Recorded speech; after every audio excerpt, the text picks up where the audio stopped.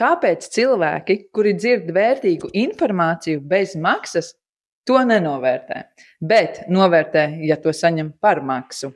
Kur points? Jā, tas ir. Ne, tā jau ir praktiskā dzīve. Ja? Es esmu ievērojis, jā, ka gan manā mūzikas menedžmenta praktikā, gan arī kā pedagogam, ka bieži vien es satiekos ar studentiem, kur grib informāciju, viņi nezin, ko nozīmē savā sirdī,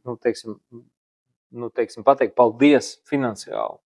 Un bieži vien tā informācija nav svarīga viņam, vienkārši viņš atnāk notērē tavu laiku. Tu dalies ar viņu savā zināšanās, un viņš saņems to pa veltu, un es redzu, ka pēc dienas, divām viņš jau pilnīgi citā ritenī, un viņš neko nav paņēmis no tās klases. Un jā, tas ir ļoti būtiski. Un tāpēc varbūt tas ir nepareizi pārspīlēts jēdziens, ka mēs runājam par ziedojumu, ja?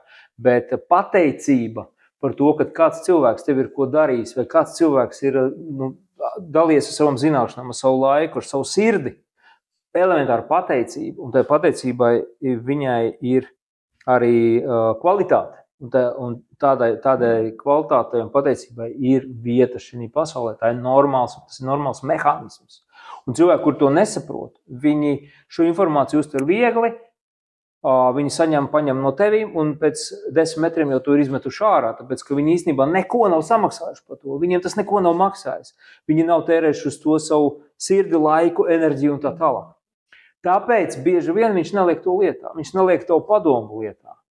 Un man patīk šī metode, kad es ceļš pēdējos 10 gadus cenšos, kad es strādāju cilvēkiem, tiešām arī kā mācītājs vai kā pedagogs, es gaidu jautājumus.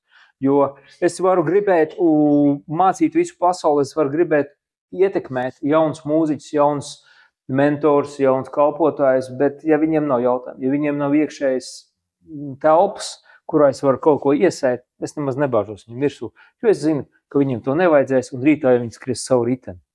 Tāpēc, manuprāt, kvalitāte un upuris, jeb pateicība, pareizās gradācijās ir nepieciešams, lai zināšanas, ko tu saņem, viņas būtu dzīves.